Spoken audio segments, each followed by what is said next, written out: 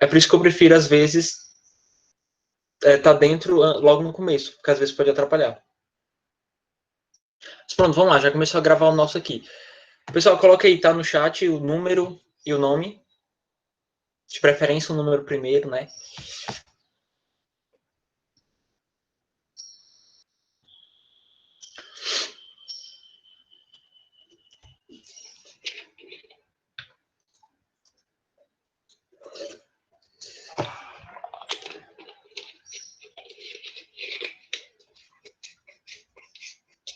Pronto. O que a gente tem para hoje, né? A gente tem aquela atividade para corrigir, né? Que era uma interpretação de texto.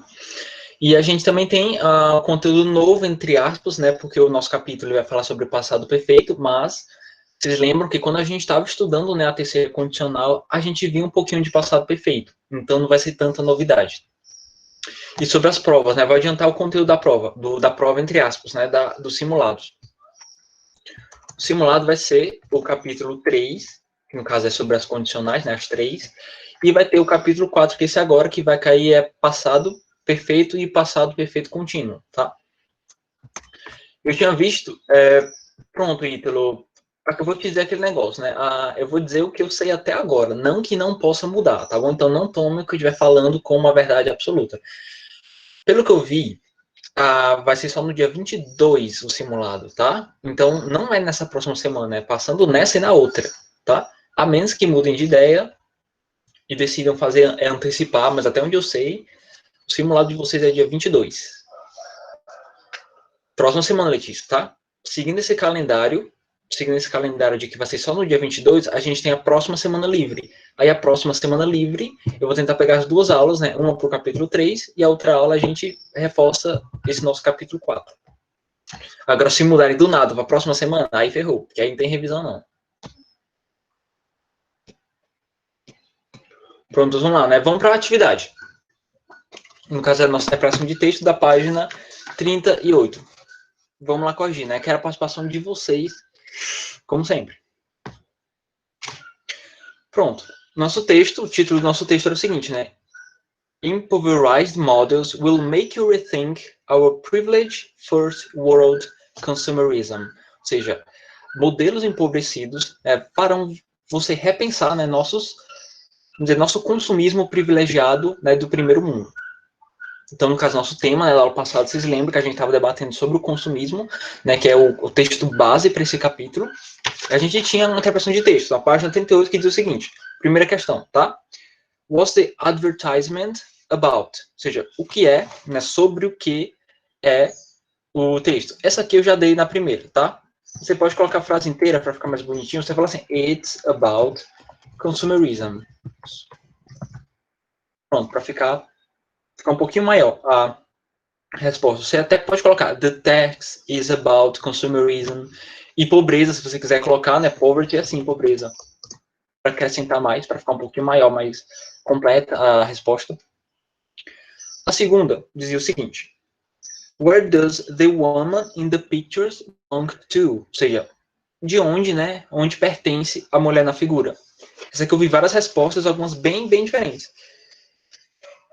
Deixa eu ver. Você achou isso no capítulo, ou no parágrafo 2º, né?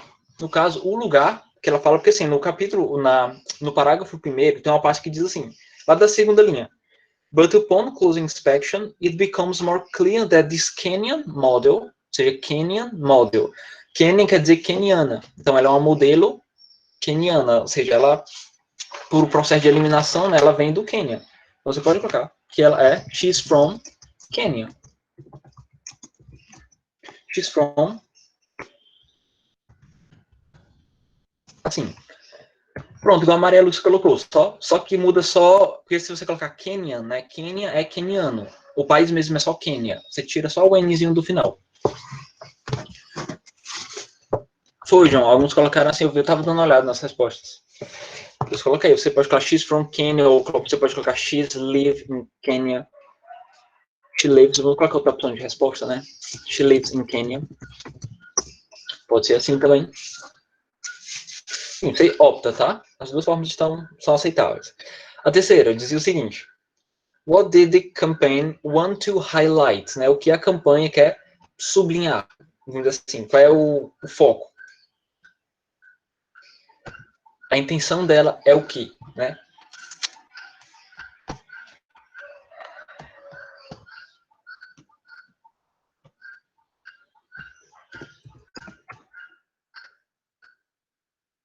E aí?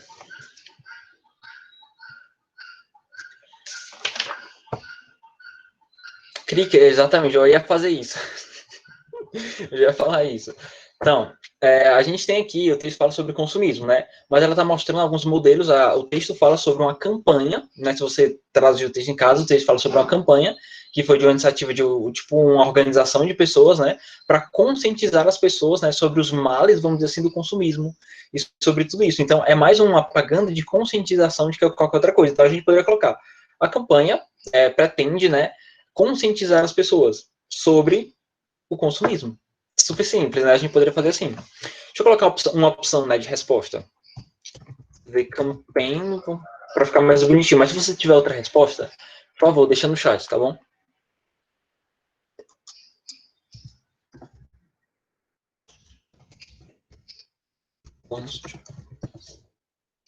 Mas coloca, João. Pra gente. Pode ser que tenha um fundo de verdade, cara. Não, mas coloque aí.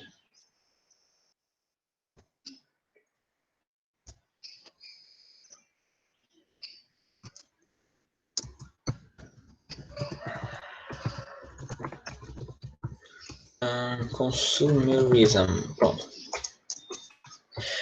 Então, foi o Village, você nem postou. Inclusive, algumas pessoas ainda da semana passada, né, que eu tinha deixado até hoje, não postaram também. E já acabou o prazo das duas. Eu passei duas, as duas para o prazo de hoje. Eu falei, eu dou alguns pontinhos por atividade, né? Eu não vou fazer nenhuma atividade sozinha avaliativa. Vou pegar o que vocês estão entregando e usar como se fosse também uma atividade avaliativa. Porque assim, fazer trabalho avaliativo, às vezes o aluno, ele assim, não, eu não vou fazer nada, vou fazer só o trabalho avaliativo para ganhar nota.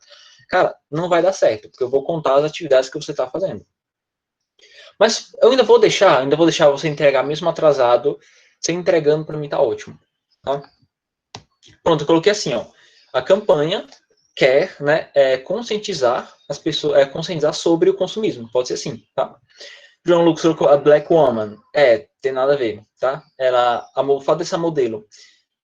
Pronto, ou seja, tá? O fato dessa modelo ser negra não é bem falar sobre a mulher negra. É porque, no caso, como é a África, e a África a gente sabe que tem muitos problemas com pobreza, então, digamos que o fato de ter escolhido uma africana dá um melhor contraste, né? Vocês estão falando de riqueza, a África é um lugar muito, de fato, muito pobre, faz um contraste com o consumismo. Por isso a escolha de uma mulher africana do Quênia, tá?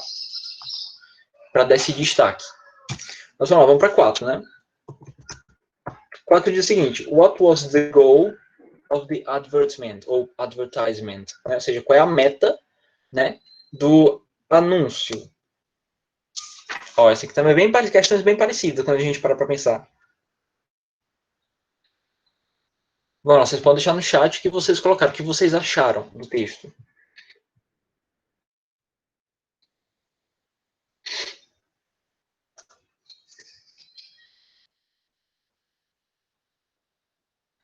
Vou imitar o Grilho de novo. Pronto, vou digitando a minha, tá? Vou botar minha resposta enquanto vocês colocam de vocês.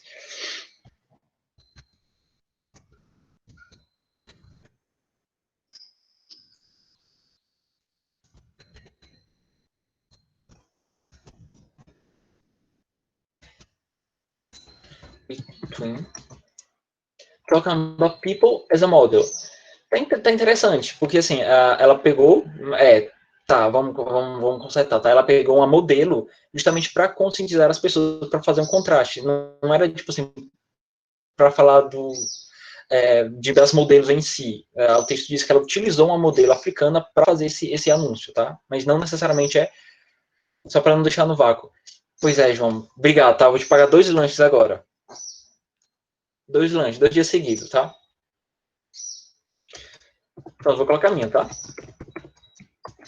Porque assim, né, enfatizar a distância entre os ricos e os pobres, entre ricos e pobres, né, porque a questão do contraste está muito a imagem também ela diz muito isso, que é uma pessoa muito rica, quer dizer, uma mercadoria, né, provavelmente pessoas ricas, e você coloca em um lugar devastado pela pobreza, né? Então, esse contraste, ele conscientiza as pessoas sobre a distância, né, que existe entre as pessoas ricas e pobres. Ou seja, o consumismo, ele escancara mais do que nunca as diferenças sociais. Caso foi assim, no caso eu li, eu entendi o texto dessa maneira. Como é uma resposta meio pessoal, tá? Você poderia entender outras coisas. E a última, tá? Agora a última, por favor, respondam aí. Assim, what does the slogan "Small change, big difference" mean? Ou seja, o que o slogan "Pequenas mudanças, grandes diferenças" significa?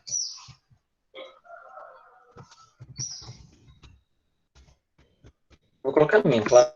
Mas eu espero falar de vocês também.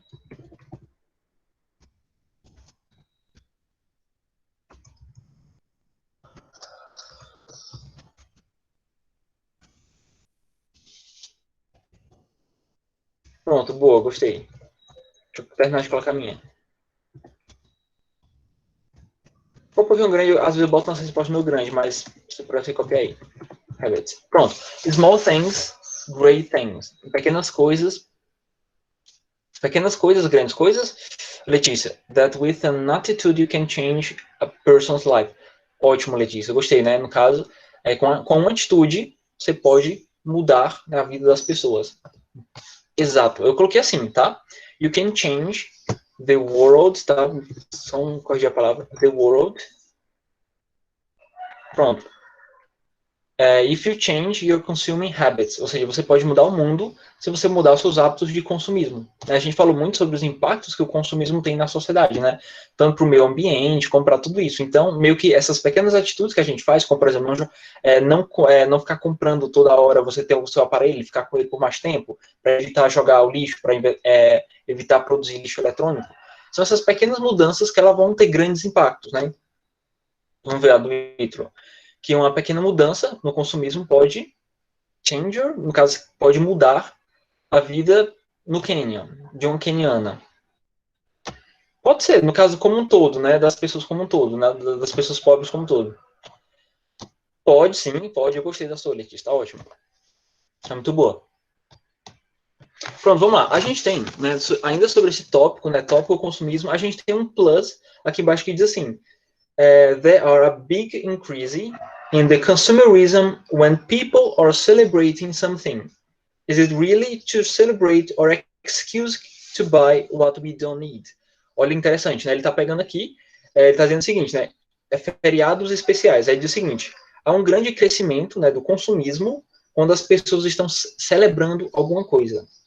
Isso realmente é celebrar ou é apenas uma desculpa para comprar o que não precisa? Inclusive, isso é uma das coisas mais interessantes sobre o consumismo, porque a ideia, né, do capitalismo, né, de produzir muita coisa, de vender muita coisa, pressupõe muitos feriados. Né? Se você parar para pensar, quais são os picos de consumo que as pessoas têm? É feriado, é Páscoa, é Natal, dias especiais, parece que eles foram feitos para consumir, né? Então é até difícil também falar de consumismo sem você falar dos feriados. Que muitas vezes eles são só uma farsa, né? Não, vamos inventar aqui qualquer feriado, vamos celebrar aqui tal coisa. Mas no fundo, a intenção é beneficiar o mercado, né? Beneficiar a indústria que quer vender muita coisa. E eles sabem que o pico é quando você está empolgado, você quer comprar, né? Você quer ir para a reunião em família, você vai celebrar, sei lá, a Páscoa, você vai ter que comprar peru, você vai comprar, o Natal, desculpa, você vai ter que comprar peru, você vai ter que comprar tudo. Então aqui é um questionamento, né? Será mesmo que os feriados, eles muitas vezes, hoje em dia, são feitos para celebrar, mesmo ou por trás disso é só uma intenção de comprar mais? Né? Aonde comemora-se? Provavelmente nos Estados Unidos. Tá? Martin Luther King foi um nome muito importante, sobretudo para a classe dos negros nos Estados Unidos. Tá? Ele é um símbolo de luta por direitos e tal. É nos Estados Unidos, tá? Provavelmente ele pode ser celebrado também em alguns outros países de língua inglesa menores, tipo a África do Sul, porque ela teve muito essa questão do apartheid, então eles também celebram muito Martin Luther King. Tiver João, Papai Noel é algo que a indústria criou para roubar dinheiro dos pais para ganhar dinheiro. Sim, com certeza. Né? Pega quase todos os feriados, eles estão em prol do consumismo. Né? Você pega lá a Páscoa, por exemplo, a Páscoa surgiu como uma festa, né, que deveria ser celebrado, né, a ressurreição, pelo menos para aqueles que acreditam, a ressurreição de Jesus. Mas hoje a Páscoa, ok, compre ovo de chocolate. Ou seja, o sentido do feriado, né, ele é muito mais relacionado ao consumo do que a um sentido original.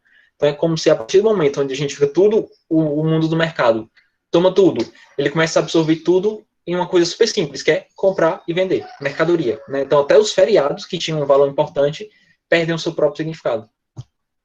Esse Valentine's Day é o dia dos namorados. É isso aí, Letícia. Só que ele é celebrado em um dia totalmente diferente. Inclusive tem até um tópicozinho na outra linha que vai falar um pouquinho sobre isso, que ele é celebrado em outro dia. Mas é correspondente, tá? O dia de São Valentim, para os americanos, corresponde ao nosso dia dos namorados.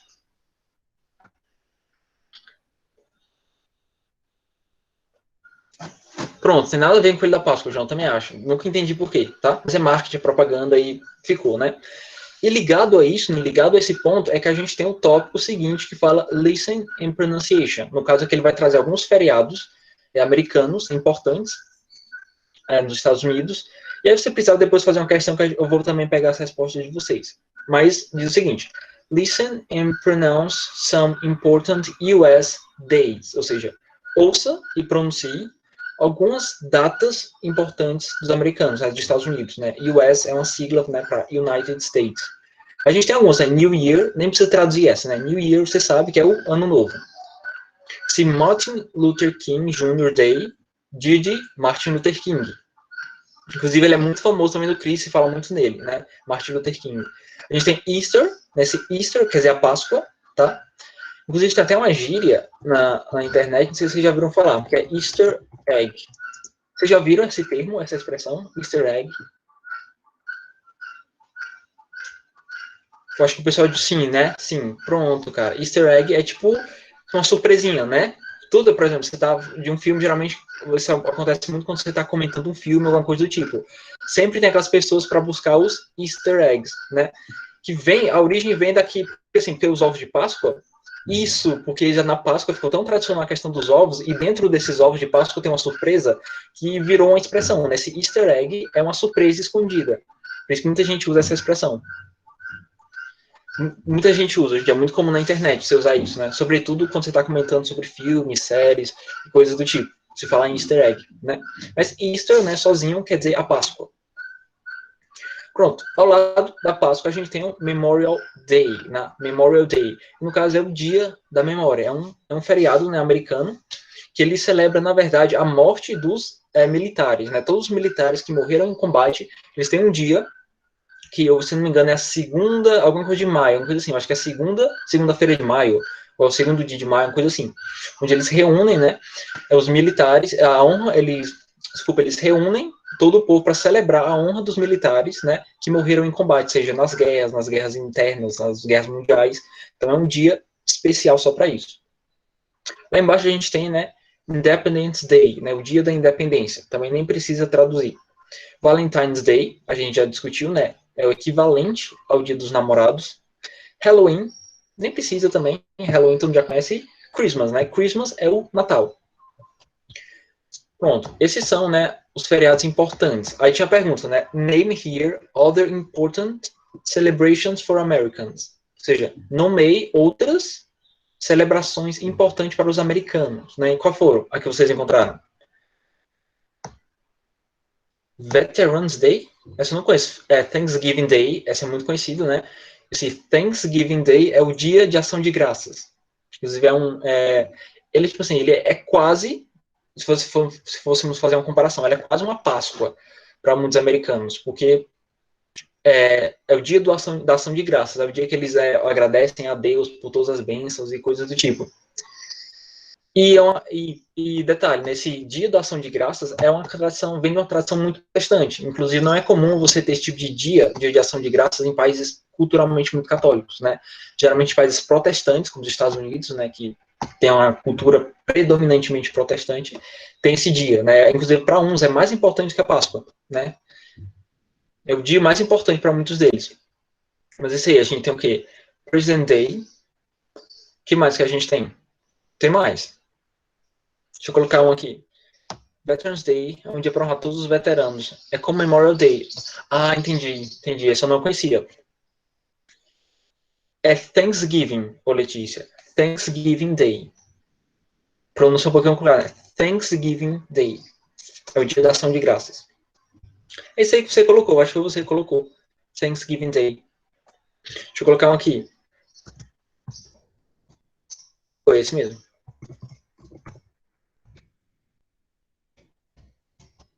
Outro aqui muito, muito famoso. St. Patrick's Day, tá? Muito, muito famoso. Só que assim, St. Patrick's Day é um feriado, né? É o feriado de São Patrício. Só que assim, nos Estados Unidos, como é um país muito protestante, essa cultura meio que se perdeu. Mas tem alguns países de língua inglesa, principalmente ali na Irlanda, eles celebram, assim, é o teu dia, Patrício. Eles celebram quase que fervorosamente o dia de São Patrício. Né? É quase um símbolo nacional, né, para a Irlanda. Mas para a Escócia também eles costumam celebrar o dia de São Patrício. Inclusive tem uma história muito legal, tá? A história de São Patrício para a Irlanda, para a difusão até da língua inglesa para a Irlanda é muito importante. Que caso é outra história, a gente nunca estuda muito sobre a história da Irlanda, então a gente não conhece muito sobre eles, mas isso tem importância muito grande, São Patrício para eles. 5 de maio. 5 de maio, não conheço, é do México, então não tem nada a ver, também não conheço. Pronto, vamos lá. Eu quero só explicar um pouquinho. Esse tópico deve ser o dia dos mortos, uma coisa assim. Esse dia aí, para os mexicanos, é tipo um dia dos mortos, onde todo mundo se veste de caveira, essas coisas. Eu acho que é, uma coisa assim. Vamos lá, vamos para esse tópico, né? Keep in mind, tá? Aqui são algumas curiosidades também sobre feriados, né? No caso, eu já vou traduzindo para não perder muito tempo. Diz o seguinte. Diferente dos brasileiros, a maioria das pessoas americanas normalmente trabalham em todos esses feriados. Ou seja, são feriados, né, são dias importantes, né, holidays, né, dias santos em português, mas, no entanto, eles trabalham, né, diferente do Brasil, que tem feriado quase toda hora. Os mais importantes deles são Independence Day, né, o dia da independência, Thanksgiving Day, né, que é o dia da ação de graça, e Christmas, né, esses três, basicamente. No caso, o dia da independência, ação de graças e o Natal. Basicamente, Páscoa para eles não significa muita coisa, não. 2, diz assim, o Dia dos Namorados no Brasil tem um significado diferente e é celebrado em dia e mês diferentes. No caso, a homenagem a São Patrício, que a história dele eu não conheço muito, porque eu não sou muito ligado na história de São Valentim, mas ele foi um santo que ajudava parece que aconselhava as pessoas em relacionamentos, uma coisa assim, por isso que ele de repente virou o símbolo, né, dos namorados e tal. Protetor dos namorados, algumas pessoas falam assim. O 3 diz assim, o dia, esse Memorial Day, né, o dia dos militares que morreram em combate. Isso aqui eu já falei, nem precisa, né? Pronto, então a gente já está respondido, tá? Vou apresentar aqui uma tela que está relacionado ao nosso conteúdo de gramática do capítulo, tá? Que é o passado perfeito. Vou apresentar aqui e vai aparecer para vocês. Então, alguma observação? Alguém tem alguma dúvida sobre o que a gente viu até agora? Algum comentário? Senão a gente já vai para frente. Not yet, não ainda. Tudo bem.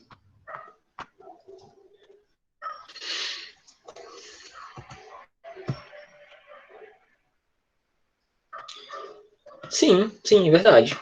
É porque isso aqui não era um tópico, assim, não era bem gramática, né? A gente viu aqui, mas foi texto, interpretação, então tá de boa. Tá? Pronto, tá aparecendo a tela para vocês, só me confirmem se tá aparecendo para todo mundo. Vocês estão vendo? Todo mundo?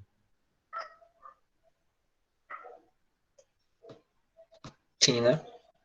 Pronto, ótimo. Eu quero saber faz tempo se April Fool's Day pode ser nas celebrações dos americanos. Olha, eu não conheço, mas Fool é dia dos tolos, né? Fool's Day, dia dos tolos. Não conheço, cara. Então não posso te responder, cara. Mas eu vou dar uma olhada, dia dos tolos. Não, cara. Sim, mas porque a tradução April Fool's Day, no caso, é dia dos tolos, porque Fool é tolos. Porque Fool é tolo, tá? Tolo, ou então imbecil, uma coisa assim. Bobo, qualquer coisa do tipo. Isso, ox, João, é boi, tá? Vamos lá, vamos para frente. Vamos para o slide. A gente tem, né, esse conteúdo que a gente já viu um pouquinho, né? Então, no caso, a gente nem vai ter tanta novidade. que é o passado perfeito. Deixa eu pegar aqui minha canetinha. Como a gente viu, esse passado perfeito, ele estava presente, no caso, na oração, na oração condicional da terceira condicional, né? A gente estudou isso, né? Mas vamos lá, retomando alguns princípios, né? Esse tempo, ele corresponde ao pretérito mais que perfeito do português, né? Que ele é usado, em tese, para descrever uma ação no passado que aconteceu antes de outra ação no passado, né? Então, eu coloquei aqui a observação. Encontra-se, geralmente, dentro de um período composto, juntamente com o passado simples. Como assim? Vamos explicar, né? Vamos pela lógica. Se eu vou falar de uma ação no passado que aconteceu antes de outra ação no passado, então é meio que lógico que eu vou precisar falar qual era essa outra ação no passado. Então é por isso que o passado perfeito geralmente ele aparece na mesma frase juntamente com o passado simples. Então o passado perfeito representa uma ação que aconteceu antes da ação no passado simples. Então, vamos explicar com um exemplo. Tem aqui eu coloquei um exemplo diferente, né?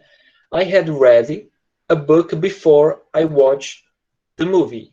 A gente traduz assim: eu tinha lido o livro antes, né? Before, antes que eu tivesse assistido o filme, ou antes de assistir o filme. Aqui a gente tem uma ação no passado, ó, que é essa I watched the movie. Eu assisti o filme. Se a gente for prestar atenção, essa primeira ação, eu tinha lido o livro, ela está no tempo, posicionada antes da ação de eu assistir no passado. Então é por isso que a gente geralmente, quando a gente vai falar de passado perfeito, quase sempre ele está numa frase e você vai ter os dois tempos misturados. De um lado vai estar o passado, o passado simples, e do outro lado vai estar o passado perfeito. Pronto, isso aqui não tem nada a ver com condicional, Letícia, mas segue uma lógica parecida, porque a gente também está falando de períodos compostos. Mas em tese, a tradução, a gente sempre usa esse had, que é tinha, que significa tinha, com o verbo no particípio. Ou seja, eu tinha lido o livro antes que eu tivesse assistido. Outro exemplo, né? Ou antes de assistir, tanto faz. Esse aqui eu nem traduzi, mas não tem problema. When I arrived, he had already left. Traduzindo, quando eu cheguei, ele já tinha saído. De novo, a gente tem duas ações no passado, né? Quando eu cheguei, primeira ação no passado. Ele já tinha saído. Ou seja, a ação de ter saído aconteceu antes que eu tivesse chegado. Então, para representar essa ação, né, que aconteceu antes de outra, a gente usa o passado perfeito, né? Que é caracterizado pelo had mais o verbo no particípio. Eu lembro que eu também falei bem direitinho para vocês, né, sobre o que era o particípio. Vocês lembram, né? O particípio geralmente é uma forma nominal do verbo que em português equivale àquela terminação com do, tipo passado, ido, comido, fechado, tudo que termina com do no português.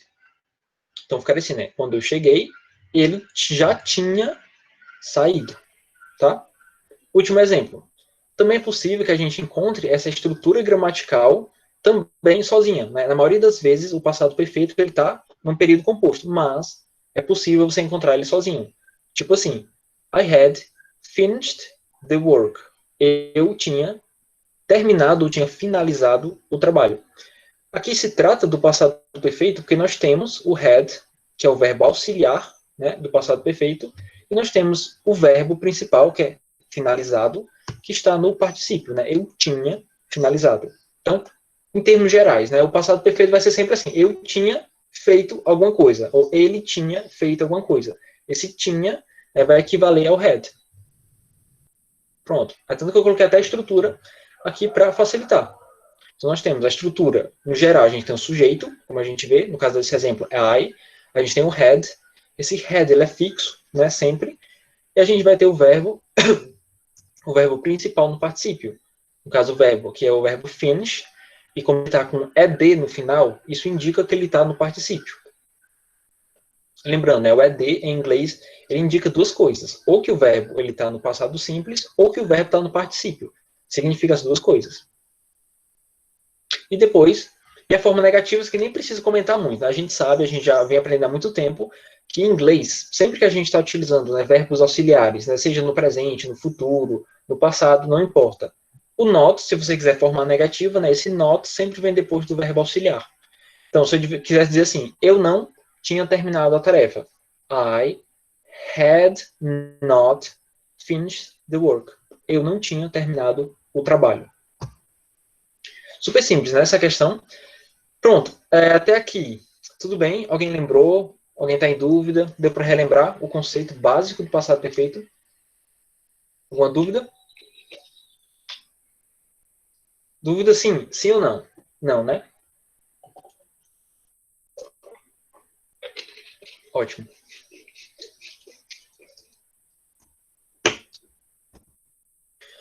Pronto, mais uma coisa importante que eu quero acrescentar, né? Entendeu, né? Ah, sim, pronto, tá. Foi mal. Eu que não entendi a tua resposta. Então, aqui a gente tem uma característica importante, né, quando a gente está falando do passado perfeito, é que a gente tem, geralmente, as frases, elas não vão estar tão simplesinho, né? Had, verbo no particípio. É muito comum o nativo, ele está sempre utilizando advérbios, né? No caso, os dois advérbios mais comuns que a gente vai encontrar nesse tipo de frase é o advérbio never, que quer dizer nunca, e esse already, que quer dizer já. Se a gente for prestar atenção, você pode pegar todas as frases, né, feitas no passado perfeito. 70% vai ter esse tipo de advérbio.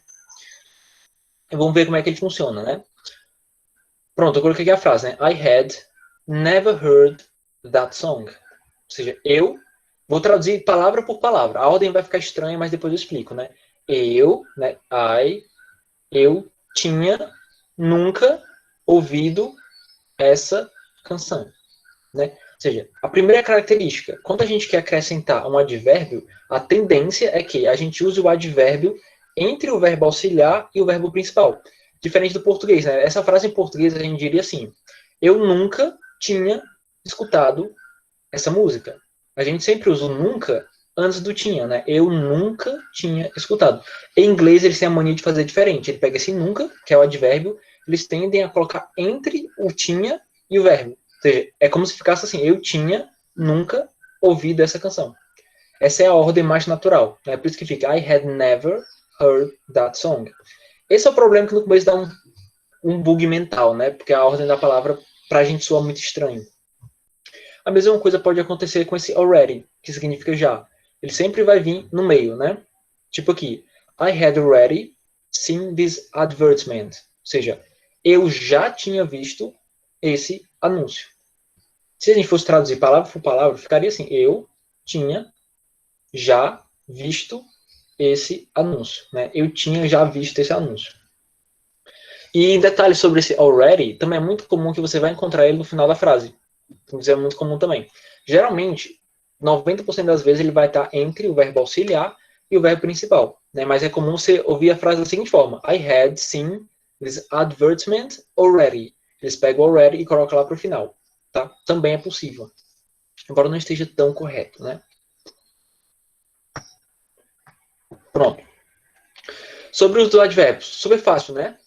Só colocar o advérbio entre o verbo auxiliar e o verbo principal.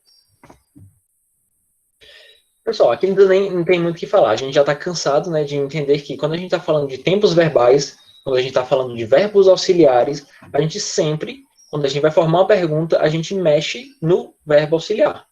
No caso, o verbo auxiliar desse tempo é o had, né? E como a gente sempre mexe nele para fazer a interrogativa, a gente pega o had e coloca no começo da frase. So, had you never heard that song? Você nunca tinha ouvido essa música? E lembra, esse never, né, eu coloquei o never, quando a gente mexe no verbo auxiliar, o never ele não sai do lugar, né, ele continua antes do verbo principal, pelo menos. Né, a gente mexe só no verbo auxiliar. Que eu já vi gente colocando assim, né, had never you heard, mas não, tá? Você mexe só no had mesmo. Mesma coisa aconteceu aqui, né? Had you already seen this advertisement? Você já tinha visto esse anúncio? Mais uma vez, o had é o principal, ele está antes do sujeito. Pronto, e aqui a gente tem o advérbio, está lá no cantinho dele, né? A gente nem mexeu nele. Pronto, em tese, super simples, isso aqui vocês já sabem. Alguma dúvida? Qualquer detalhe? Acho que a única coisa que vai dar trabalho quando você está estudando o passado perfeito é simplesmente o particípio irregular, né? Que essa é uma característica que eu também já havia comentado lá no capítulo 3, Que isso aqui, cara, não tem muito o que fazer, é questão de repertório mesmo, tá? Quanto mais tu vai lendo, quanto mais tu vai traduzindo coisas, mais tu vai adquirindo vocabulário e tu vai percebendo, né, os passados, os particípios irregulares. A gente aprendeu o quê? O particípio é só colocar o ed, né? Exceto se o verbo for irregular. No caso aqui eu até trouxe aqueles exemplos de novo, né, dos verbos irregulares mais comuns que a gente tem no inglês e como eles assumem, né, formas específicas, né? Speak, vai ficar spoken, go, fica gone. Então, se quiser fazer uma frase, I had never gone, I had never spoken, I had never given, I had never sung, I had never done, I had never been. Utilizando sempre a forma irregular dos verbos. Bom, isso aqui vocês estão ótimos nisso, vocês já sabem, tá? Alguma dúvida, pessoal? Que a gente já vai fazer uma atividade. Quer dizer, eu vou deixar para casa, na verdade. Deu para relembrar? Super fácil, né?